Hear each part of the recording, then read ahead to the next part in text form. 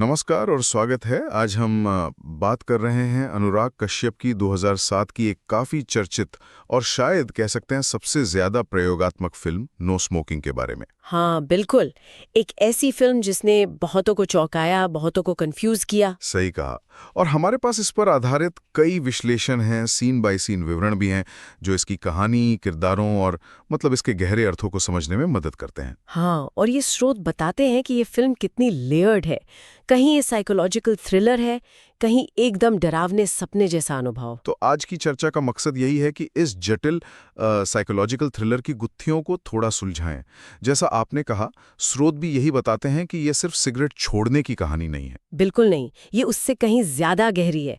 ये नियंत्रण पर, आजादी पर और इच्छा शक्ति यानी फ्री विल के भ्रम पर एक बहुत ही बेचैन कर देने वाला सफर है। ठीक है, तो चलिए शुरू करते हैं। कहानी है के की, जॉन अब्राहम का किरदार कि एक अमीर, कामयाब लेकिन हद से ज्यादा अहंकारी शख्स है और उसे सिगरेट की जबरदस्त लत है।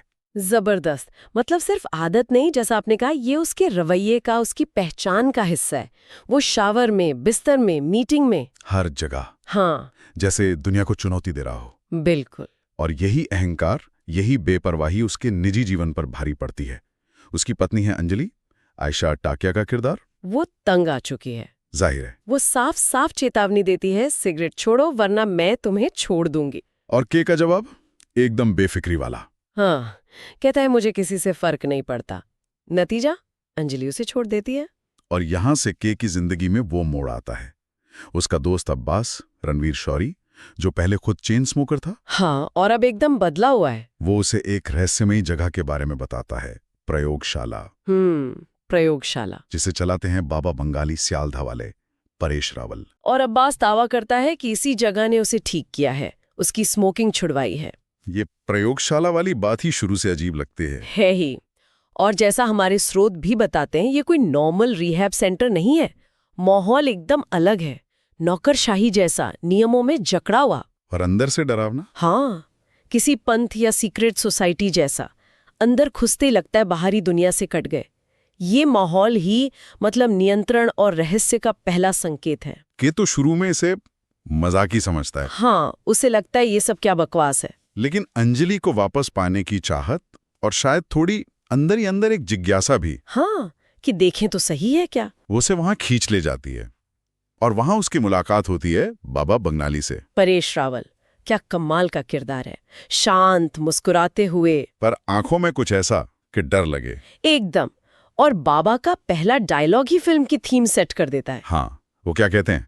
यहाँ सब कुछ आपकी मर्जी से होता है, लेकिन मर्जी आपकी होती नहीं। क्या लाइन है, मतलब विरोधाभास देखिए। बिल्कुल। जाहिर में इंतखाब, हकीकत में मजबूरी। ये इस जगह के काम करने का तरीका है। फिर आता है वो कॉन्ट्रैक्ट, एक लंबा चौड़ा लीगल सा दिखने वाला दस्तावेज, कई अजीब शर्तें। और मुख्य शर्त सीधी है, अगर के दोबारा सिगरेट पीता है तो सजा मिलेगी, उसे या उसके किसी अपने को। हाँ, और हर अगली बार सजा ज्यादा भयानक होगी। के अपने हंकार में, अपने ओवर कॉन्फिडेंस में इसे मजाक समझता है। उसे लगता है वो सिस्टम को बेवकूफ बना देगा और साइन कर देता है। ये कॉन्ट्रैक्ट सिर्फ कागज का टुकड़ा नहीं है, ये अपनी मर्जी को, अपनी आजादी को गिरवी रखने जैसा है। हाँ, वो अनजाने में अपनी स्वतंत्रता बाबा के हाथ में दे देता है। और यहीं से फिल्म का असली साइकोलॉजिकल खेल शुरू होता है। और जैसा कि अंदाजा था ही कि ज्यादा दिन टिक नहीं पाता। कहाँ टिकने वाला था। छिपकर सिगरेट पी लेता है, प्रयोगशाला की चेतावनी को नजरअंदाज करते हुए। हाँ, यहाँ पहली सजा को लेकर सोर्सेज में थोड़ा अलग अलग बताया गया है। हाँ, एक विश्लेषण कहता है कि उसके भाई की उंगली काट दी जाती है चेतावनी के तौर पर।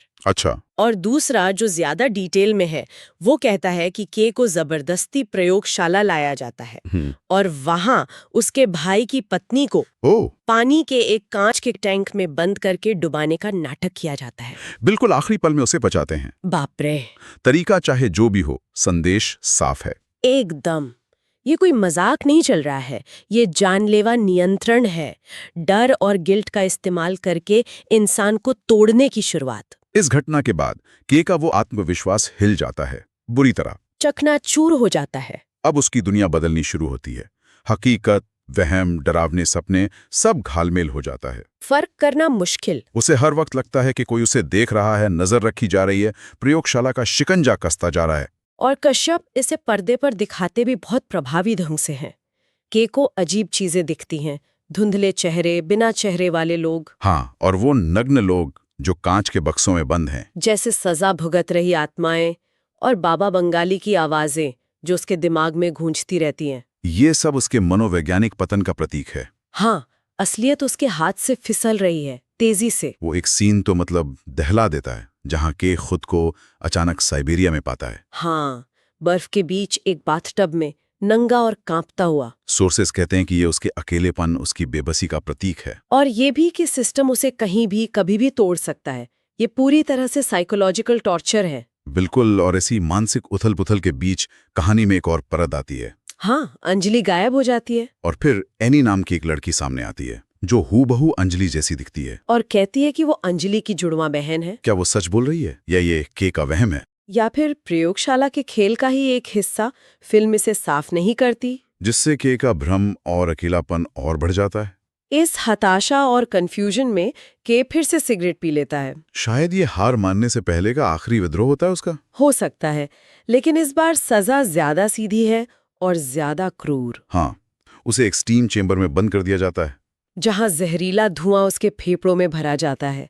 ये शारीरिक और मानसिक दोनों तरह से तोड़ने की कोशिश है। और बाबा की वो गूंजती आवाज, तुम्हारे अंदर से धुआं निकले बिना तुम आजाद नहीं हो सकते। ये लाइन बताती है कि सिस्टम उसे अंदर से पूरी तरह साफ करना चाहता है, उसकी अपनी पहचान मिटाकर। यहीं पर के को शायद पहली बार प्रयोगशाला का असली मकसद समझाता है। हाँ, कि ये सिर्फ सिगरेट छुड़ाने का मामला नहीं है। ये इंसान की इच्छा शक्ति, उसकी फ्री विल, उसको पूरी तरह कुचलने का प्लान है। वो देखता है कि कैसे दूसरे लोग जो इस प्रक्रिया से गुजर चुके हैं, वो एकदम भावनाओं से खाली मशीन की तरह जी रहे हैं। पूरी तरह आज्ञाकारी, खोखले इंसान। ये एक बहुत जरूरी मोड़ है फिल्म का। के समझ जाता है कि सिगरेट तो बस एक बहाना है, एक सिंबल। असली लड़ाई तो नियंत्रण की है। हाँ, बाबा बंगाली धूम्रपान नहीं, इंसान की आत्मा छीन रहे हैं, उसकी व्यक्तिगत पहचान। और फिर आता है आखिरी टकराव। के एक बार फिर सिगरेट पीते हुए पकड़ा जाता है। और इस बार उसे एक विशाल, डरावनी अंडरग्राउंड जगह पे ले जाया जाता है। किसी नरक जैसी लगती है वो जगह। पाइप्स, धुआं, मशीनों की आवाजें, चीखें। और उसे एक ताबूत जैसे बक्से में बंद कर दिया जाता है। वो चीखता है और फिर अचानक अपने बिस्तर पे जाग जाता है। लेकिन ये जागना कोई राहत नहीं है। ये टूटने का आखिरी चरण है, साइकोलॉजिकल टॉर्चर का क्लाइमैक्स। उसे लगता है वो बच गया, पर असल में ये उसकी हार का निर्णायक पल है। सिस्टम ने उसे तोड़ दिया है पूरी तरह। और ये बदलाव तुरंत दिखता है। हाँ, अब बाथरूम जाता है, आईने में देखता है, और क्या देखता है? उसे अपना अक्स गर्दन के नीचे बिना शरीर के दिखाई देता है, जैसे उसकी आत्मा चली गई हो या छीन ली गई हो। हाँ, फिर वो सिगरेट जलाने की कोशिश करता है, पर हाथ कांपते हैं, लाइटर जलता ही नहीं। उसकी इच्छा शक्ति, विरोध करने की क्षमता, सब खत्म। बिल्कुल खत्म हो चुकी है। फिल्म का अंत तो बहुत ही परेशान करने वाला है। हाँ, बहुत। के एक बाथटब में पानी के अंदर दिखाया गया है, सांस नहीं ले पा रहा। ये उस पहली सजा की याद दिलाता, वो पानी वाले टैंक की। हाँ, लेकिन अब के खुद उस कैद में है, बिना किसी बाहरी जोर जबरदस्ती के। बाबा बंगाली के शब्दों में वो ठीक हो गया है, क्योर हो गया है। पर किस कीमत पर? वो आजाद नहीं है, वो एक जीता जागता गुलाम बन चुका है जिसकी आत्मा मार दी गई है। इस भयानक अंत के बाद यही सवाल मन में आता है कि कश्यप हमें क्या बताने की कोशिश कर रहे थे? क्या ये वाकई सिर्फ सिगरेट छोड़ने के बारे में थी, या कुछ और गहरा है? निश्चित रूप से ये सिगरेट से कहीं ज्यादा है। जैसा कि कई विश्लेषण बताते भी हैं, यहाँ स्मोकिंग सिर्फ निकोटीन की लत नहीं है। ये एक पावरफुल सिंबल है, इच्छा शक्ति का, अहंकार का, विद्रोह का, व्यक्तिगत स्वतंत्रता का। हाँ, के का धूम्रपान करना कहीं ना कहीं व्यवस्था के खिलाफ उसका ना कहने का तरीका है, अपनी मर्जी चलाने का। बिल्कुल। जब वो ये छोड़ता है, वो सिर्फ सिगरेट नहीं छोड़ता, वो अपनी पहचान का एक हिस्सा छोड़ देता है। तो फिर ये बाबा बंगाली और उनकी प्रयोगशाला, ये किसके प्रतीक है? समाज, सरकार? स्रोत इसे किसी भी ऐसी सत्ता या सिस्टम के प्रतीक के रूप में देखते हैं जो अनुशासन, सुधार या भलाई के नाम पर डर और हेरफेर से नियंत्रण थोपता है। अच्छा। ये समाज हो सकता है, कोई धार्मिक संस्था हो सकती है, कोई राजनीतिक विचारधारा, या यहाँ तक कि कॉर्पोरेट कल्चर भी। प्रयोगशाला वो बंद सिस्टम है जो आज्ञा पालन करवाने के लिए सजा और डर का इस्तेमाल करता है। ये दिखाता है कि कैसे अच्छाई के नाम पर भी स्वतंत्रता छीनी जा सकती है। ये तो सीधे सीधे नियंत्रण बनाम मर्जी के संघर्ष की बात होगी। क्या फिल्म ये पूछ रही है कि हमारे पास सच में चुनाव करने की आजादी है भी या नहीं? बिल्कुल, यही फिल्म का मर्म है। क्या नियमों, अनुबंधों, सामाजिक दबावों और बाहरी नियंत्रण से भरी दुनिया में व्यक्ति के पास वास्तव में चुनाव का अधिकार होता है? के का सफर दर्दनाक तरीके से दिखाता है कि कैसे बाहरी नियंत्रण, चाहे वो कितना भी तर्कसंगत या जरूरी क्यों न लगे, धीरे धीरे व्यक्ति की पहचान, उसकी आत्मा, उसकी स्वतंत्रता को नष्ट कर सकता है। अनुराग कश्यप का जो अंदाज़े फिल्म बनाने का, कहानी कहने का तरीका इतना असली भी लगता है और सपने जैसा भी, काफी उलझा हुआ। क्या सोर्सेज में इस पर भी बात हुई है कि ये स्टाइल दर्शकों पर क्या असर डालता है? हाँ, ये एक महत्वपूर्ण बिंदु है। कश्यप का ये जानबूझकर चुना गया अति यथार्थवादी यानी सुरियल, भटकाने वाला अंदाज सिर्फ स्टाइल नहीं है। अच्छा। एक विश्लेषण के अनुसार ये दर्शक को के की मानसिक स्थिति में खींचने का एक तरीका है। हम भी के की तरह ही भ्रमित, डरे हुए और फंसे हुए महसूस करते हैं। हाँ, ये तो है। फिल्म हमें सिर्फ नियंत्रण दिखाती नहीं, बल्कि नियंत्रण खोने का अनुभव कराती है। वो अस्पष्टता, वो अजीब नज़ारे, वो सब हमें के की मनोवैज्ञानिक कैद में शामिल कर लेते हैं। तो अंत में के सिगरेट छोड़ देता है, जिसे शायद सामाजिक सुधार मान सकता है, लेकिन जैसा आप बता रहे हैं, ये जीत तो नहीं लगती। बिल्कुल नहीं लगती। ये एक भयानक सौदा है।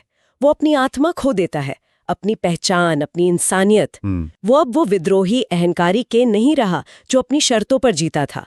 वो सिस्टम का एक पुर्जा बन गया है, एक गुलाम। उसने धूम्रपान छोड़ा, लेकिन शायद जीने की इच्छा भी छोड़ दी। हाँ, जैसा कि एक स्रोत कहता है, ये उस तरह की जीत है जिसमें हार छिपी होती है। और ये जानना भी जरूरी है कि ये फिल्म स्टीफन किंग की शॉर्ट स्टोरी क्विटर्स इंक से प्रेरित है।